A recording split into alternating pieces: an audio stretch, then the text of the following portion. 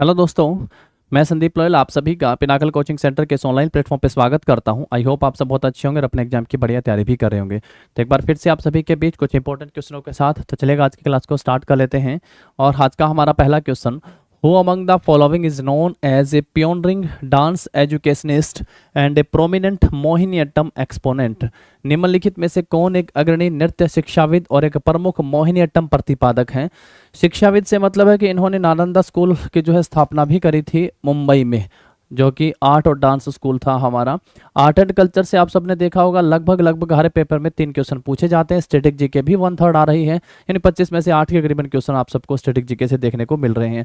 तो निम्नलिखित में से कौन है? माधवी मुदगल जो है, माधवी मुदगल ये ओडिसी डांसर हो गई हैं। माधवी मुदगल ओडिसी डांसर हैं। और सगुन भुटानी ये भी ओडिसी डांसर हो गई हैं।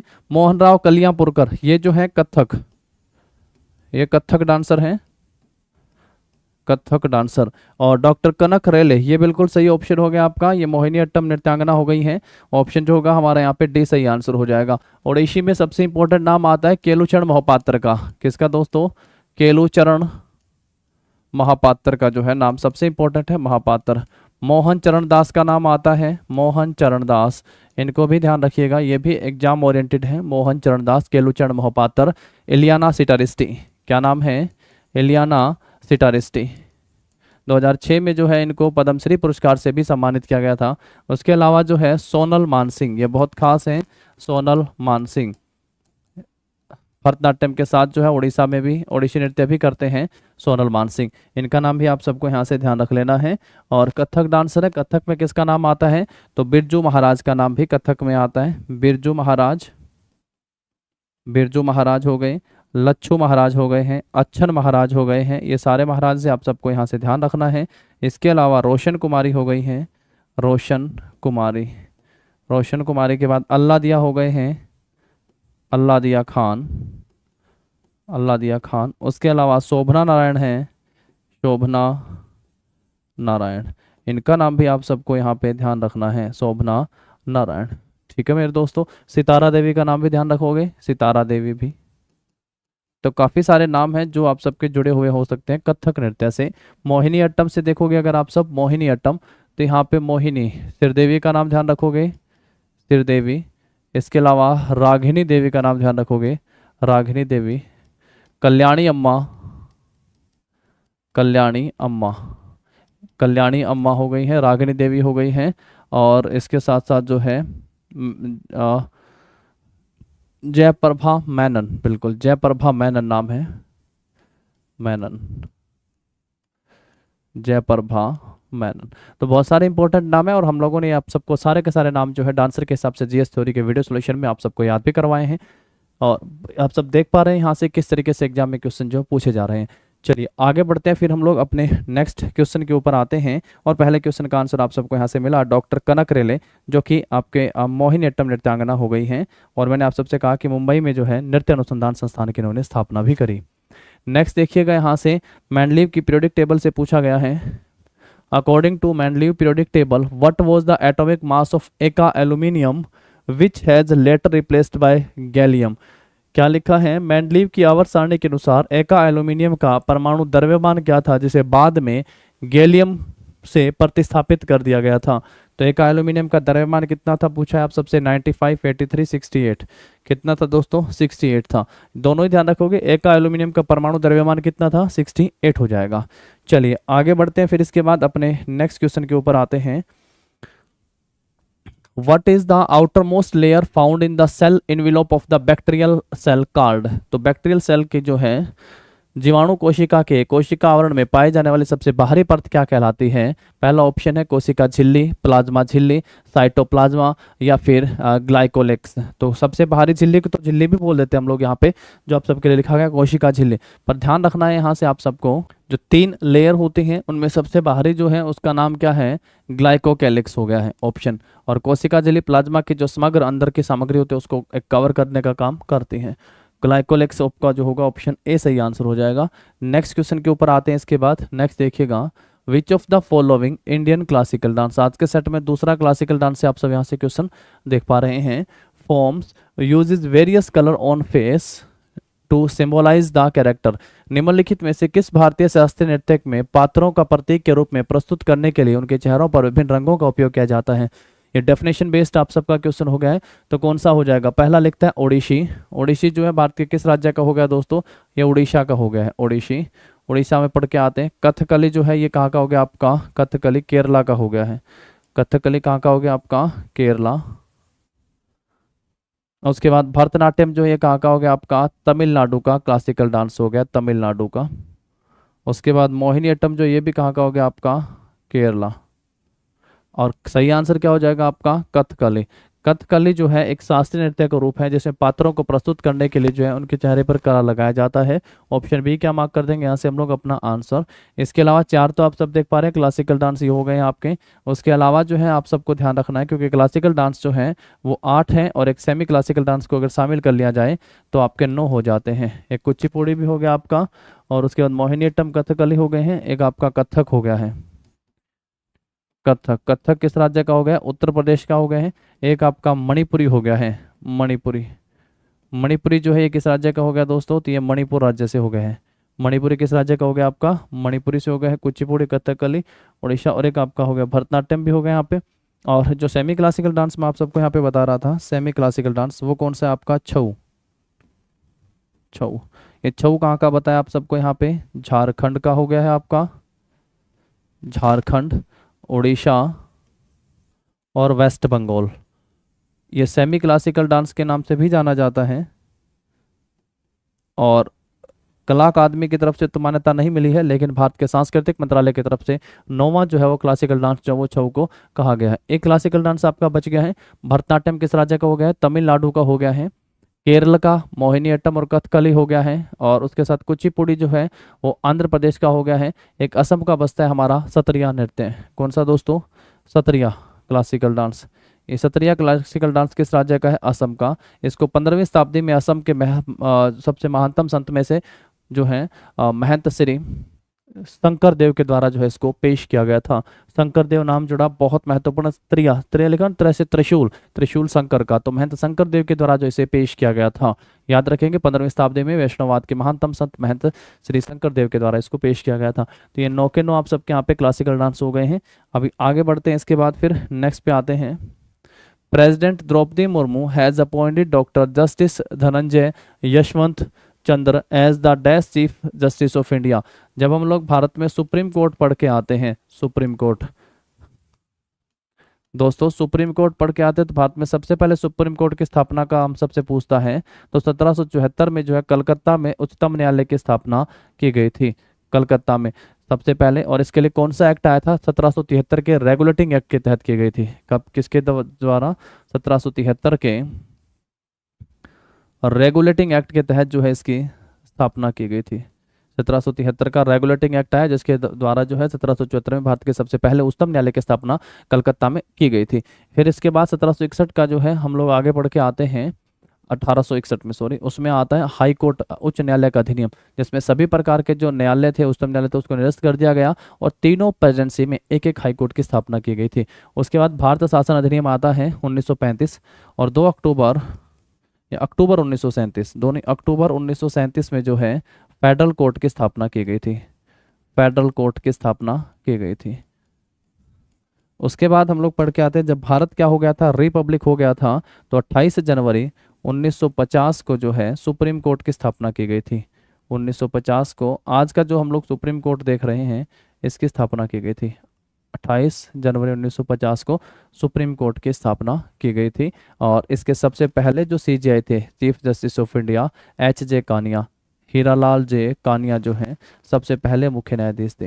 इसमें सबसे लंबा कार्यकाल जो रहता है, इन्हीं के फादर हुए थे वाई.वी. चंद्रचूड़, सबसे लंबा कार्यकाल रहता है। और अभी हमारे 50वें जो हैं 50वें जो सीजेआई हो गए हैं उनका नाम है डी.वाई. चंद्रचूड़, तो Dhananjay Yashwant Chandrachud.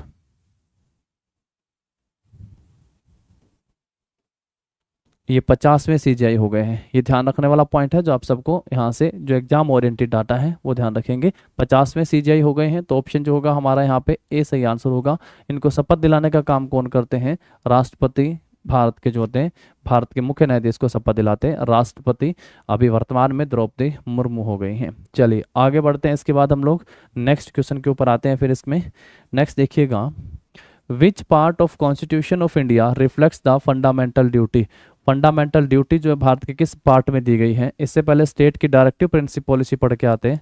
State directive principles, राज्य के नीति निर्देशक सिद्धांत।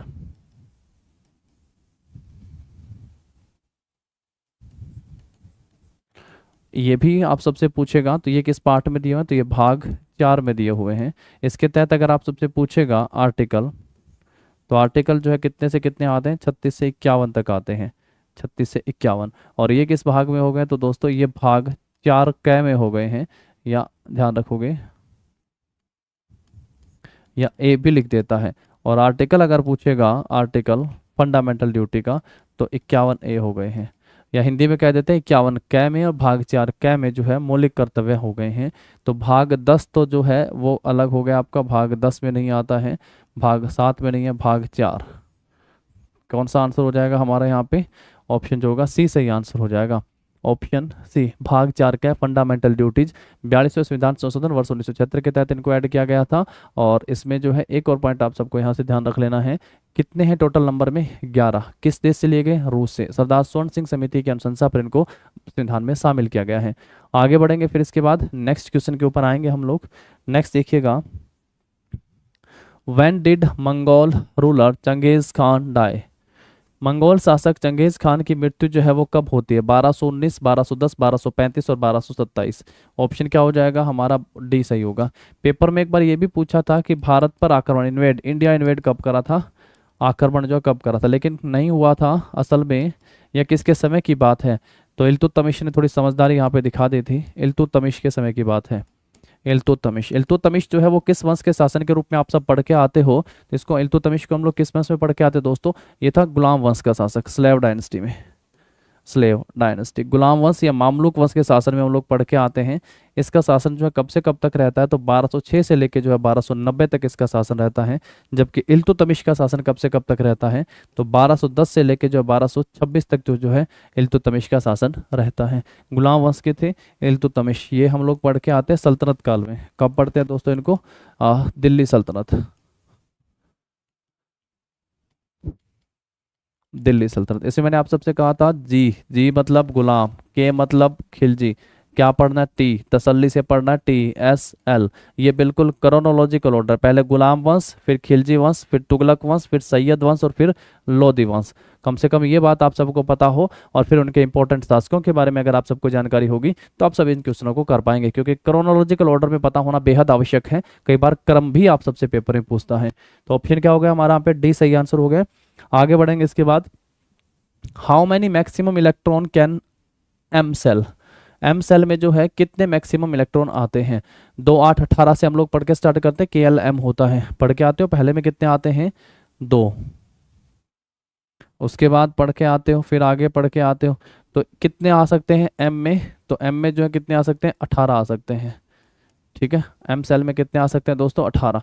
2, 18 की पूरी सीरीज होती है। इसी सीरीज में फिर आगे से आगे चलता रहता है। 2n² का जो है वो फॉर्मूला भी आप पढ़ के आते हो। 2n² ये होता है क्या? बताओ जरा। 2n², एन अगर नंबर ऑफ सेल है, फर्स्ट सेल है तो कितने हो गए यहाँ पे? 2। अगर सेकंड सेल हो गया है आपका यहाँ पे, तो 2 का स्क्वायर 4 दूनी 8। फिर थर्ड सेल हो गया आपका, तो 2, 3 का स्क्वायर 9, 9 दूनी 18। KLM, ठीक है।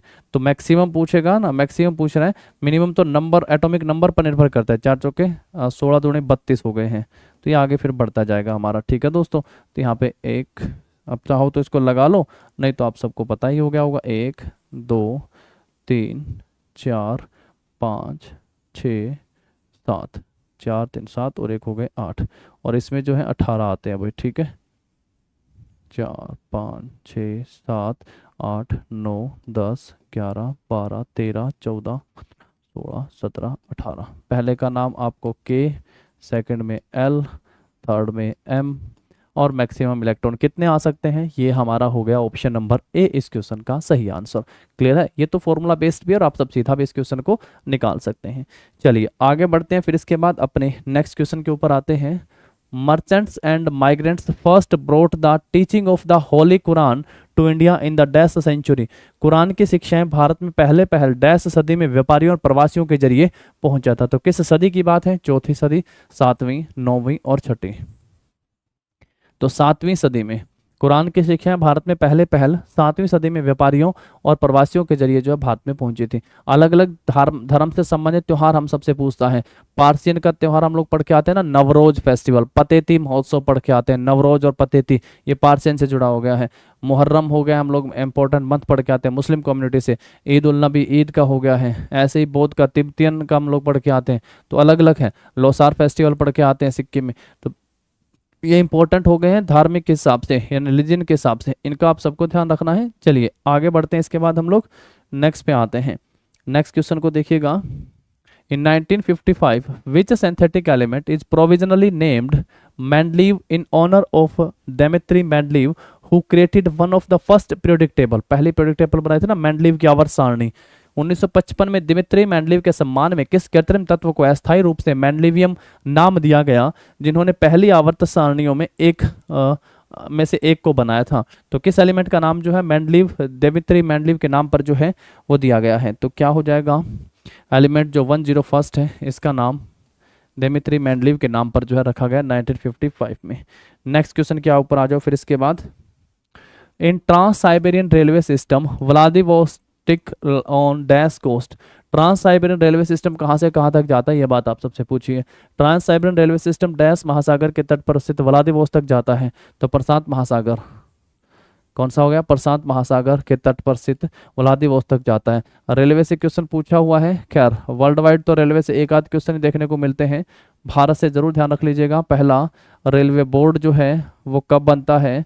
दूसरा, रेलवे बोर्ड का जो है नेशनलाइजेशन जो है वो कब होता है? तो नेशनलाइज जो है वो कब होता है? तीसरा जो इम्पोर्टेंट पॉइंट है यहाँ से, फर्स्ट रेल जो है वो भारत में कब चली थी? और जो इलेक्ट्रिक ट्रेन हो गई है, इलेक्ट्रिक ट्रेन सवारी गाड़ी पहली, यात्री पैसेंजर, और जो स्टीम वाला इंजन है उसका नाम क्या है?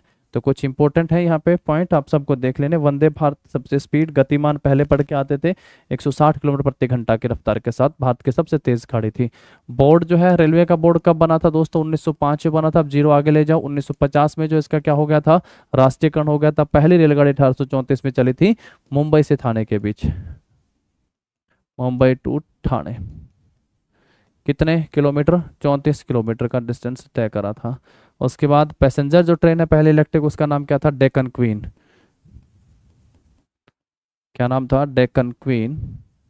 और स्टीम वाला जो इंजन है उसका नाम क्या था? फेरी क्वीन। फेरी क्वीन। ये कहाँ पे? रेवाड़ी के जो रेलवे का हेरिटेज म्यूजियम है रेवाड़ी में, यहाँ पर है फेरी क्वीन। भाप से चलने वाला लेकिन अभी तक कार्यरत है ये इंजन, ध्यान रखेंगे। ठीक है, चलिए आगे बढ़ते हैं। इसके बाद फिर नेक्स्ट क्वेश्चन के ऊपर आते हैं। नेक्स्ट देखिएगा, हरित क्रांति पे आप सबसे क्वेश्चन पूछा गया, बेहद आसान सा है। The crop area under high yielding varieties of which amongst the following crop grew considerably during the green revolution. हरित क्रांति पर सबसे ज़्यादा, हरित क्रांति को अगर हम लोग वर्ल्ड वाइड पढ़ के आते हैं वर्ल्ड वाइड, तो नॉर्मन बोरलॉग का नाम आता है। नॉर्मन बोरलॉग वर्ल्ड वाइड पढ़ के आते हैं। भारत में पढ़ के आते हैं तो किसका नाम आता है दोस्तों? भारत में एम एस स्वामीनाथन का नाम आता है। M S Swaminathan. M S Swaminathan को भारत में हरित क्रांति का जनक कहा जाता है, फादर कहा जाता है। और इनको एशिया के नोबेल पुरस्कार से भी सम्मानित किया जा चुका है। एशियन नोबेल, एशियन नोबेल कौन सा हो गया? रेमन मैग्सेसे पुरस्कार। रेमन मैग्सेसे पुरस्कार से सम्मानित किया जा चुका है। रेमन मैग्सेसे पुरस्कार से। इस पे सबसे ज्यादा जो प्रभाव पड़ता है हरित क्रांति को किन पर पड़ता है पता है आप सबको? खाद्यान्न फसलों पर। और खाद्यान्न फसलों में कौन सी फसलों को शामिल किया गया है इसमें? गेहूं और चावल पर सबसे ज्यादा असर रहता है। गेहूं और चावल। और गेहूं और चावल में सबसे ज्यादा जो असर किस पर पड़ता है? गेहूं पर। गेहूं और चावल में वर्ल्ड वाइड अगर देखोगे तो पहले स्थान पर जो है कौन हो गया है? फर्स्ट प्लेस पे जो है चाइना हो गया है।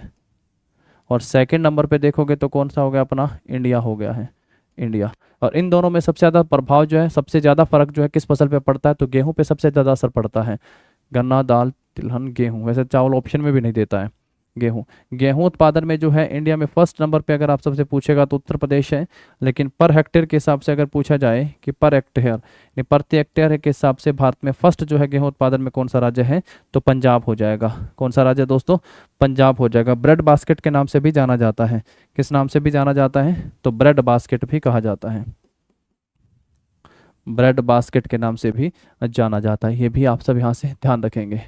चलिए आगे बढ़ेंगे। फिर इसके बाद एक बार फटाफट से नजर डाल लीजिएगा, फिलीपींस के प्रेसिडेंट की स्मृति में जो है एशियन नोबेल यानी रेमन मैग्सेसे पुरस्कार की शुरुआत की जाती है। सबसे पहले रेमन मैग्सेसे पुरस्कार स्थापना 1957 में होती है और पहले भारतीय जिनको मिला था 1958 में विनोबा भावे, आचार्य विनोबा भावे को पुरस्कार दिया गया था, जो भूदान आंदोलन के साथ अपना नाम जोड़ते हैं, भूदान आंदोलन के साथ जुड़े हुए थे। हरित क्रांति वाले एम एस स्वामीनाथन को भी दिया जा चुका है। श्वेत क्रांति के वर्गीस कुरियन को भी दिया जा चुका है। अरविंद केजरीवाल, किरण बेदी, रवीश कुमार, एम एस सुब्बू लक्ष्मी, इन सभी को जो है रेमन मैग्सेसे पुरस्कार से सम्मानित किया जा चुका है। ध्यान रखने वाला पॉइंट है। और वर्ल्ड वाइड अगर हरित क्रांति में पढ़ के आते हो तो नॉर्मन बोरलॉग का नाम आता है, नॉर्मन बोरलॉग। और भारत में पढ़ते हैं तो एम एस स्वामीनाथन हरित क्रांति के जनक। किन फसलों पर प्रभाव पड़ता है, खाद्यान्न फसलों पे, उनमें गेहूं और चावल है। और इनमें सबसे ज्यादा अगर प्रभाव पड़ता है तो किस फसल पे पड़ता है, गेहूं पे सबसे ज्यादा असर पड़ता है। आगे बढ़ते हैं। इसके बाद फिर नेक्स्ट क्वेश्चन के ऊपर आते हैं। नेक्स्ट देखिएगा, who has become the 12th chief minister of Uttarakhand. Uttarakhand के 12वें मुख्यमंत्री जो है वो कौन बने थे। उत्तराखंड के 12वें मुख्यमंत्री बीरेन्द्र सिंह, प्रमोद सावंत, भगवंत सिंह, पुष्कर सिंह धामी। कौन, पुष्कर सिंह धामी। भगवंत मान जो है वो कहाँ के सीएम बने थे, बताओ जरा। भगवंत मान जो है वो पंजाब के सीएम बनते हैं। भगवंत मान कहाँ के सीएम बने थे दोस्तों, पंजाब के सीएम बने थे। चलिए आगे बढ़ते हैं। फिर इसके बाद नेक्स्ट क्वेश्चन के ऊपर आते हैं। विच of the following statement is correct. तो स्टेटमेंट है और इज करेक्ट करके पूछा है। इस तरीके के क्वेश्चन पेपर में ज्यादा देखने को मिलते हैं, स्टेटमेंट वाले, है ना। वयस्कों की तुलना में किशोरों की पोषण संबंधी आवश्यकताएं अधिक होती हैं। हाँ। Adolescent are generally grouped in the age of 10 to 19। किशोरों को आमतौर पर 10 से 19 वर्ष की आयु वर्ग में बांटा गया है। हाँ बिल्कुल, दोनों ही सही लिखी हुई है ये तो, बोथ फर्स्ट एंड सेकंड। यहाँ पे एक एज क्राइटेरिया लिखा गया है जिसमें एडोलसेंट और जो ग्रुप बनाए गए हैं, adolescent are generally grouped in the age group of 10 to 19 year and the nutrition requirement for adolescent are higher than adult. वयस्कों की तुलना में जो है किशोरों की पोषण संबंधी मांग जो है वो ज़्यादा होती है। बिल्कुल सही है, ऑप्शन जो होगा हमारा, दोनों ही जो है इस क्वेश्चन के सही आंसर हो जाएंगे। नेक्स्ट देखेंगे, which article of the constitution separates the judiciary from the executive. संविधान का कौन सा अनुच्छेद न्यायपालिका को कार्यपालिका से अलग करता है। कौन सा अनुच्छेद करता है, अनुच्छेद 50। अच्छा, इसमें एक जो चीज़ और हमें बताई थी, समान सिविल संहिता, इक्वल सिविल कोड, सिविल, समान सिविल संहिता, समान, ये कौन सा हो गया। तो इसके लिए आर्टिकल पेपर में पूछा था ना लास्ट टाइम, आप सबने क्लास लगाई होगी, तो आर्टिकल 44, चार चार समान होते तो सिविल कोड जो है समान बराबर, तो वो भी आप ध्यान रखेंगे। ऑप्शन जो होगा इसमें, ऑप्शन भी हमारा सही आंसर हो जाएगा। चलिए आगे बढ़ते हैं। फिर इसके बाद नेक्स्ट क्वेश्चन के ऊपर आते हैं। नेक्स्ट लिखता है, what do you call a component of identical size that offers a higher resistance to electricity. आप समान आकार के एक घटक कंपोनेंट को क्या कहते हैं जो बिजली के उच्च प्रतिरोध का करता है। देखो, एक होता है आपका कंडक्टर, है ना, कंडक्टर, कंडक्टर होता है आपका जिसमें से बिजली आसानी से पास हो जाती है, कंडक्टर, कंडक्टर मतलब अलाउ इलेक्ट्रिसिटी। हालांकि हर एक का जो है कुछ ना कुछ रेजिस्टेंस होता है। जैसे ये अगर पूछा जाए, एल्यूमिनियम से भी बिजली पास होती है, लेकिन तांबे से भी होती है, चांदी से भी बिजली पास होती है। तो एल्यूमिनियम से बढ़िया हो गया है तांबा, क्योंकि उसमें जो है रेजिस्टेंस कम होता है, और तांबे से बढ़िया हो गया चांदी जिसमें रेजिस्टेंस और कम होता है ना। तो ये सभी हैं, कंडक्टर अलाउ इलेक्ट्रिसिटी, कंडक्टर जो क्या करते हैं, इलेक्ट्रिसिटी को अलाउ करते हैं। उसके बाद होता है आपका इंसुलेटर, इंसुलेटर जो होते हैं ना वो अलाउ नहीं करते हैं, insulator does not allow electricity, तो ये इलेक्ट्रिसिटी को अलाउ नहीं करते हैं। तो एग्जांपल पे मैंने आप सबको दोनों ही बता दिए। एक होता है सेमी कंडक्टर, जो दोनों के बीच में होता है, कुछ समय तक के लिए तो वो इलेक्ट्रिसिटी को अलाउ नहीं करता है, लेकिन अगर आप करंट बढ़ाते जाते हैं तो एक समय ऐसा आ जाता है जिसमें से कुछ करंट पास होने लगता है, तो सेमी कंडक्टर होता है। सेमी कंडक्टर आज आप लोग बहुत इस्तेमाल कर रहे हो, सिलिकॉन की चिप बनी होती है, सिलिकॉन और जर्मेनियम,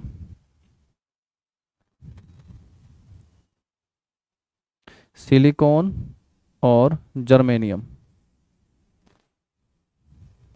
ये दो सबसे अच्छे सेमीकंडक्टर हम लोग पढ़ के आते हैं। और एक होता है सुपर कंडक्टर, जिसमें रेजिस्टेंस जो है ना के बराबर होता है, वो सुपर कंडक्टर होता है।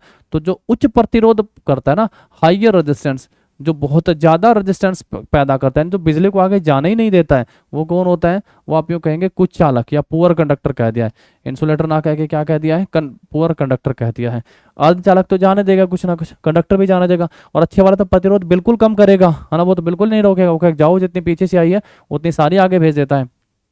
आपने सिंपल देखा होगा, जब पानी वाली मोटर चलाई जाती है तो पीछे से उसको इनपुट मिल रहा है और आगे वो काम कर रही है, वर्क डन हो रहा है, तो पीछे, लेकिन कुछ समय के बाद मोटर हीट अप हो जाती है, उसको बोलते हैं इंटरनल एनर्जी। ऐसा तो आप नहीं मानते ना कि अगर हम लोगों ने पीछे से 50 एम्पियर दिया तो उसने 50 एम्पियर का 50 एम्पियर वर्क डन में कन्वर्ट कर दिया? नहीं किया है। कुछ ना कुछ एनर्जी जो क्या हो गई वहाँ पे वेस्ट हो गई ड्यू टू ऑफ रेजिस्टेंस। किसके कारण? रेजिस्टेंस के कारण। मोटर गर्म हो जाती है ना, तो इंटरनल एनर्जी बोलते हैं। उसका एक सिंबल भी है, यू बोलते हैं हम लोग उसके सिंबल को। क्या कहते हैं उसको? यू के नाम से जाना जाता है। तो भी एक पॉइंट है जो आप सबको यहाँ पे ध्यान रखना है। चलिए आगे बढ़ते हैं, फिर हम लोग इसके बाद नेक्स्ट क्वेश्चन के ऊपर आते हैं। नेक्स्ट देखिएगा, in which of the following months did the Australian Open take place in January? देखिएगा, 4 टेनिस के ग्रैंड स्लैम पढ़ के आते हो, टेनिस ग्रैंड स्लैम। एक सबसे पहले हम लोग पढ़ के आते हैं ऑस्ट्रेलियन ओपन, ऑस्ट्रेलियन ओपन। एक हम लोग पढ़ के आते हैं फ्रेंच ओपन, फ्रेंच ओपन। एक हम लोग पढ़ के आते हैं यूएस ओपन, और एक हम लोग पढ़ के आते हैं विंबलडन, विंबलडन ओपन। इसमें एक क्वेश्चन यहाँ से ये भी पूछा जाता है कि जो विंबलडन ओपन हो गया है, विंबलडन ओपन, ये कहाँ पे आयोजित होता है? विंबलडन ओपन जो है वो लंदन में। कहाँ पे दोस्तों? लंदन में इसका आयोजन होता है। विंबलडन इंग्लैंड में होता है, आप यूँ कह सकते हैं। ये 4 साल में ग्रैंड स्लैम होते हैं। यहाँ से आप सबको पूरा टॉपिक पढ़ना होता है कि मैन और वोमेन, खास करके जो है सिंगल, मैन सिंगल और वोमेन सिंगल का खिताब जो है वो किसने जीता है? मैन और वोमेन सिंगल प्रत्येक 2023 के भी। अब यहाँ तो ये चारों आप सबको पढ़ के जाने जितने भी हुए हैं। अब यहाँ पे सिंपल पूछा, ऑस्ट्रेलिया ओपन जो किस महीने में आयोजित होता है? तो ये जनवरी के महीने में इसका आयोजन किया जाता है। ऑस्ट्रेलिया ओपन का आयोजन कब किया जाता है? तो जनवरी के महीने में जो ऑस्ट्रेलिया ओपन का आयोजन किया जाता है। ऐसे क्वेश्चन पेपर में आप सबसे पूछे जाते हैं भाई, ध्यान रखने वाला पॉइंट है। आगे बढ़ते हैं, फिर इसके बाद हम लोग नेक्स्ट क्वेश्चन के ऊपर आते हैं। नेक्स्ट बेहद important, which of the following is celebrated as the Tibetan new year?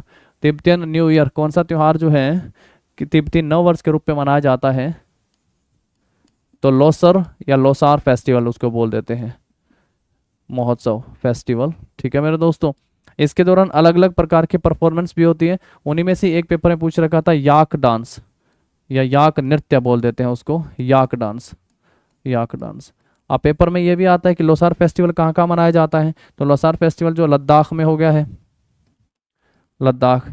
कहाँ पे मनाया जाता है? सिक्किम में हो गया है आपका। और कहाँ पे भैया? अरुणाचल में हो गया है, अरुणाचल प्रदेश में मनाया जाता है। सेम जगह पे फिर याक डांस भी हो गया है आपका, याक नृत्य। यहाँ से मैंने ये भी बताया था, जो हिमालय याक हो गया है इसको फसाई ने खाद्य पशु घोषित करा है। हिमालय याक को फसाई ने खाद्य पशु घोषित करा है, ध्यान रखेंगे आप सब। तिब्बती नववर्ष के रूप में कौन सा मनाया जाता है दोस्तों? लोसर फेस्टिवल हो गया है। ऑप्शन के आंसर करेंगे हम लोग यहाँ पे बी। और पार्सियन नववर्ष के रूप में कौन सा मनाते हैं? पार्सियन, पार्सियन नववर्ष में हम लोग नवरोज पढ़ के आते हैं। कौन सा पढ़ते हैं? पार्सियन नववर्ष में नवरोज फेस्टिवल पढ़ के आते हैं। एक ध्यान है आप सबको, एक बार तमिलनाडु का भी पूछा था, तमिलनाडु का पुथांडु, तमिलनाडु क्या ध्यान रखोगे? पुथांडु तमिलनाडु का नववर्ष हो गया है। ऑप्शन क्या मार्क कर देंगे यहाँ पे आप लोग? ऑप्शन बी सही आंसर हो जाएगा। आगे बढ़ेंगे, फिर इसके बाद नेक्स्ट क्वेश्चन के ऊपर आते हैं। नेक्स्ट देखिएगा, which layer atmosphere helps in radio transmission? तो जो कौन सी परत है जो कि रेडियो संचरण में मदद करती है, कम्युनिकेशन जहाँ से संभव हो पाता है?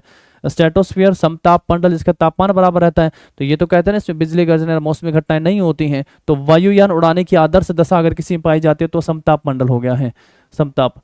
स्ट्रेटोस्फियर जो होता है हमारा, उसमें सभी वायुमंडलीय घटनाएं भी होती हैं और वो सब वहाँ से पूछा जाता है। यहाँ से जो आप सबसे क्वेश्चन पूछा हुआ है किस में? थर्मोस्फियर। ऑप्शन जो आप सब यहाँ पे देख पा रहे हैं ऑप्शन बी है ना, थर्मोस्फियर लिखा हुआ बाह्य मंडल, थर्मो टेम्परेचर। तो यहाँ से जो है रेडियो कम्युनिकेशन ट्रांसमिशन जो है वो पॉसिबल हो पाता है, रेडियो ट्रांसमिशन पॉसिबल। तीन चार बातें आप सबसे पूछा, एक रेडियो ट्रांसमिशन की पूछेगा, एक आप सबसे ओजोन वाले पूछेगा, एक आप सबसे पूछेगा कि वायुयान उड़ाने की आदर्श दशा कहाँ पे है, और एक आप सबसे पूछेगा कि सभी प्रकार की मौसमी घटनाएं जो हैं वो कहाँ पे होती हैं। मतलब दो तीन तरह की बातें हैं जो आप सबसे पेपर में पूछेगा। तो यहाँ से आप सब इसको क्लियर कर लेंगे। चार बातें आप सबको ध्यान रख लेनी है एटमॉस्फेयर के बाहर की लेयर को जब पढ़ने लगो। यही सेम तरीके से आप सबको तीन अंदर की बातें ध्यान रख लेनी जब आप पृथ्वी के नीचे जाओ और internal structure of the earth वहां से पढ़ने लगो। चलो आगे आओ, फिर इसके बाद अपना नेक्स्ट क्वेश्चन जो है उसको देखो। Next, in table tennis how many lets are allowed in a row on a serve. Table tennis में एक सर्व पर लगातार कितने लेट्स की अनुमति होती है, कितने लेट्स की अनुमति होती है, तीन, असीमित, दो और एक, तो अनलिमिटेड होती है। टेबल टेनिस जो है किसका पढ़ के आते हो, नेशनल स्पोर्ट्स, किसका पढ़ के आते हो, नेशनल स्पोर्ट टेबल पे टेनिस, चाइना, चाइना का पढ़ के आते हैं। तो कितने लेट्स की अनुमति होती है, तो अनलिमिटेड हो जाएगा, ऑप्शन बी सही आंसर हो जाएगा। चलिए नेक्स्ट पे आते हैं। फिर इसके बाद the value of GDP at the current prevailing prices is called. मौजूदा प्रचलित कीमतों पर जीडीपी के मूल्य को क्या कहा जाता है, GDP gross domestic product, GDP पढ़ के आते हैं, एक जीएनपी पढ़ के आते हैं, एक जीडीपी से फिर एनडीपी पढ़ के आते हैं, और एक जीएनपी से एनएनपी पढ़ के आते हैं हम लोग। यहाँ से अक्सर पेपर में क्वेश्चन जो है पूछे जाते हैं। तो इन चारों कॉन्सेप्ट को समझ लीजिएगा कि जीडीपी किसी भी पर्टिकुलर एक फिक्स एरिया के अंदर कमाया गया पैसा हो सकता है, या फाइनल गुड्स की जो वैल्यूज है वो होती है जीडीपी में। अगर हम लोग उसके बाद जीएनपी में आगे बढ़ जाते हैं तो उसमें क्या होता है कि बाहर से जो लोग यहाँ से पैसा कमा के लेके जा रहे हैं और यहाँ वाले जो लोग हैं बाहर से पैसा कमा के लेके आ रहे हैं, यानी GDP plus x minus M से भी एक फॉर्मूला बनता है हमारा, उन पे भी हमें ध्यान दे लेना है। प्रति व्यक्ति आय भी निकालनी होती है यहाँ से, पर कैपिटा इनकम भी। सबसे पहले बताओ जरा पर कैपिटा इनकम किसने निकाली थी, दादा भाई नौरोजी ने निकाले थे सबसे पहले। यहाँ पे क्या हो जाएगा, मौजूदा प्रचलित कीमतों पर जीडीपी के मूल्य को क्या कहते हैं, नॉमिनल जीडीपी कहते हैं, नॉमिनल जीडीपी। ऑप्शन जो होगा हमारा यहाँ पे ए सही आंसर हो जाएगा। नेक्स्ट देखो इसके बाद, during which of the following period ostrich were found in India. ये भाई बहुत इंपॉर्टेंट पॉइंट है, ostrich were found in India. Ostrich जो है वो भारत में, ऑस्ट्रिच जो पाया गया था, शुतुरमुर्ग पाए गए थे भारत में किस युग के दौरान, मध्य पाषाण काल के दौरान, ताम्र पाषाण, नव पाषाण, पुरा पाषाण। बताओ जरा क्या आंसर होगा, पुरा पाषाण काल, पैलियोलिथिक एज। पुरा पाषाण काल के दौरान भारत में जो है शुतुरमुर्ग पाए गए थे। ऑप्शन क्या आंसर कर देंगे हम लोग यहाँ से, ऑप्शन जो होगा डी सही आंसर हो जाएगा, पुरा पाषाण काल के दौरान शुतुरमुर्ग पाए गए थे। बुर्जहोम, मेहरगढ़, भीमबेटका, ये सब आप सबको पहले बताए हुए हैं। चलिए आगे बढ़ते हैं। फिर इसके बाद हम लोग नेक्स्ट क्वेश्चन के ऊपर आते हैं। The Maharashtra department of prison has launched A loan scheme for inmates serving sentences in jails across the state. This credit scheme is titled। Maharashtra कारागार विभाग ने राज्य भर की जेलों में सजा काट रहे कैदियों के लिए ऋण योजना शुरू की। इस ऋण योजना का शीर्षक यानी क्या नाम, टाइटल क्या था, इसको स्वावलंबन सुकन्या समृद्धि ना, ये तो प्रधानमंत्री नरेंद्र मोदी ने 22 जनवरी 2015 को शुरू करी थी। किशोर सम्मान ना, जिव्हाला योजना। क्या नाम है इसका, जिव्हाला योजना। राज्य का नाम महाराष्ट्र। किसके लिए, जो जेल याफ्ता जो कैदी हैं उनको एक ऋण देने के लिए जो इस योजना की शुरुआत की गई थी, जिव्हाला स्कीम, ध्यान रखोगे। आगे बढ़ो। फिर इसके बाद नेक्स्ट देखो, in which state is the Mahir Court where Baba Alauddin Khan was musician। Maihar court, Baba Alauddin Khan जहां पे जो है म्यूजिशियन थे।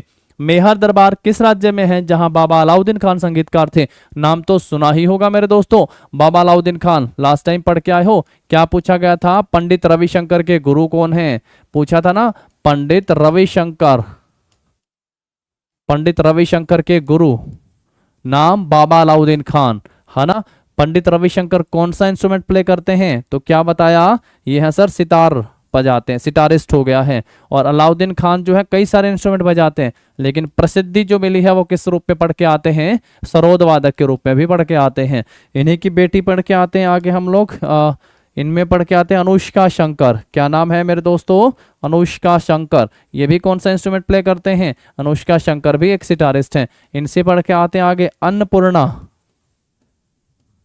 अन्नपूर्णा, अन अंदर जाएगा तो सुर बाहर आएंगे, नाम सुरबहार। कौन सा इंस्ट्रूमेंट प्ले करते हैं, सुरबहार इंस्ट्रूमेंट जो प्ले करते हैं अन्नपूर्णा देवी। अन्नपूर्णा देवी से पूछेगा तो क्या आंसर कर दोगे, सुरबहार इंस्ट्रूमेंट। यहाँ से मेहर घराना, ये हो गया है मेहर घराना, कहाँ पे, मध्य प्रदेश में। कहाँ पे पढ़ के आते हो, ये मध्य प्रदेश में पढ़ के आते हैं। कथक में बहुत सारे घराने पढ़ के आते हैं दोस्तों हम लोग। कथक में आप सबको याद है, कथक में एक आता है लखनऊ बिंदादिन घराना। कौन सा पढ़ते हो, लखनऊ बिंदादिन घराना, जिसमें पंडित बिरजू महाराज और लच्छू महाराज का नाम आ जाता है, ये भी ध्यान रखना है यहाँ से। उसके बाद जयपुर घराना, कौन सा? जयपुर घराना, जयपुर में रोशन कुमारी का नाम आता है, क्या नाम है? रोशन कुमारी। और अल्लादिया खान का नाम भी आता है जयपुर। एक हम लोग इसमें पढ़ के आते हैं बनारस घराना, एक हम लोग यहाँ पे पढ़ के आते हैं आपका जयपुर बनारस रायगढ़, रायगढ़ घराने पढ़ के आते हैं, है ना। दिल्ली घराना पढ़ के आते हैं, ग्वालियर घराना हम लोग पढ़ के आते हैं, किराना घराना पढ़ के आते हैं। किराना तो बहुत फेमस है भैया, किराना घराना पेपर में पूछा है। किराना घराना से भीमसेन जोशी किस घराने से जुड़े हुए थे? किराना घराना से जुड़े हुए थे। किराना हिंदुस्तानी संगीत, किराना घराना। कौन?